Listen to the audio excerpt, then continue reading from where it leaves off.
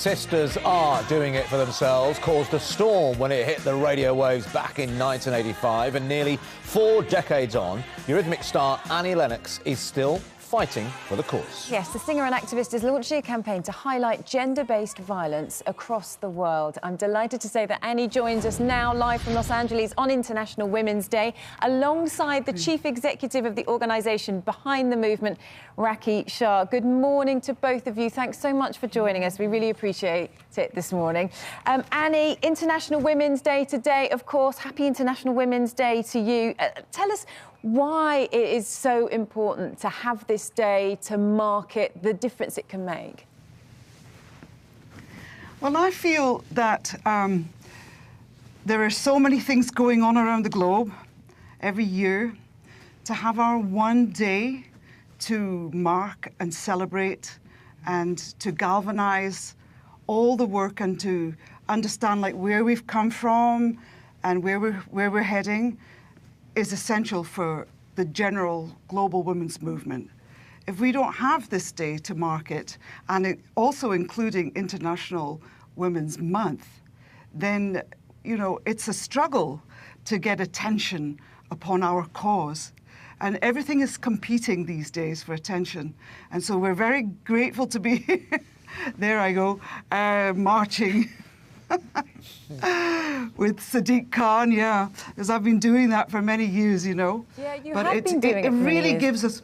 Yeah, I have. Yes, I'm very committed to it. I mean, we can tell. I know it's a cause very close to your heart. You set up the charity, The Circle. We're going to talk to Rakhi about the campaign that you've got at the moment, just in a second. But you know, I wanted to ask you, because it's something you've obviously felt so passionate about for so many years. Why have you felt the desire, the want, the need to use your voice like this? It's obviously something that, you know, is a cause very close to your heart, isn't it? Yeah, I mean, obviously it comes from my gender. And the second thing is that I'm a mother. I'm still a mother, even though back in the day I had younger children. And I recognised, and it was really thanks to Comic Relief and to Oxfam, and that I was given the opportunity to visit projects that were women-focused. And at that time, I was really very passionate about the rights of women when it came to sexual and reproductive health care, with the right to have a baby that would be born free of HIV.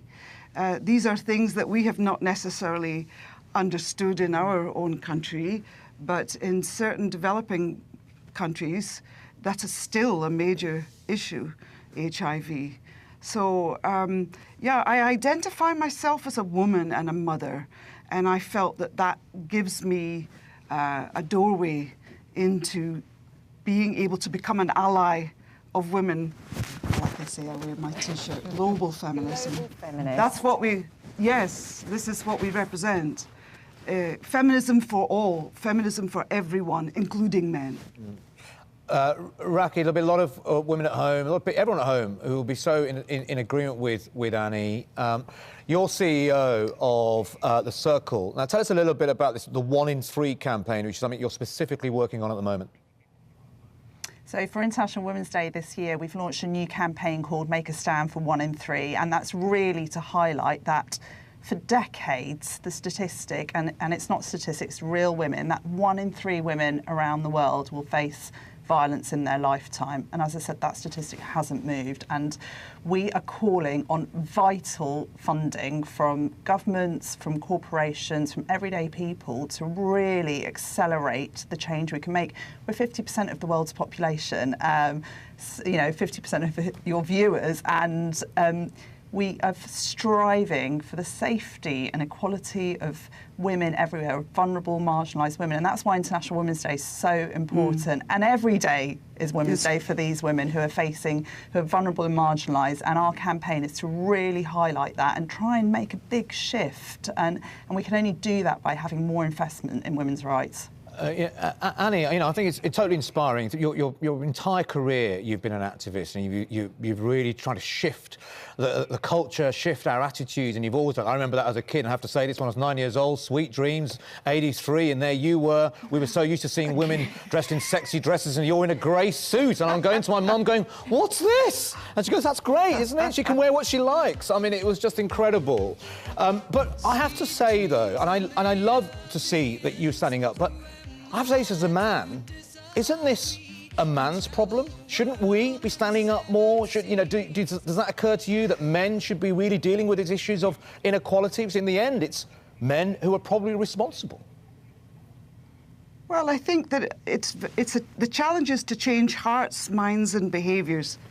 And if you're a man and you're the father of girls, then you're going to be concerned about how your daughters are going to be treated as young women growing up. This is so much objectification, sexualized objectification of girls, and young men at the moment, from what we read, are exposed to some really dark things on internet and on video games, and they probably have quite a skewed notion as to how to approach a girl appropriately. And we know that the instances of rape, for example, obviously this violent rape happens in our country, but it happens in really sort of frightening statistics are kind of scary for other countries too. Yeah, no, that's a good point, well made. Let's talk about 83. I know you did a tour last year to recognise 40 years of Sweet Dreams. Are we going to... And I missed out. I couldn't get tickets. I just want to know, will you be back on tour? Are we going to see Annie back on stage? Because we love you.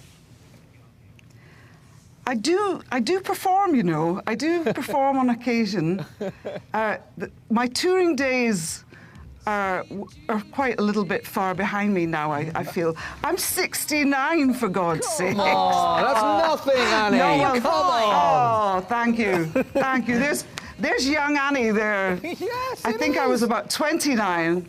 We've just seen you marching. Yeah. We've just seen you marching. You've still got it. You've still got the energy to get on stage. Yeah, I'm still able to stand up. That's true.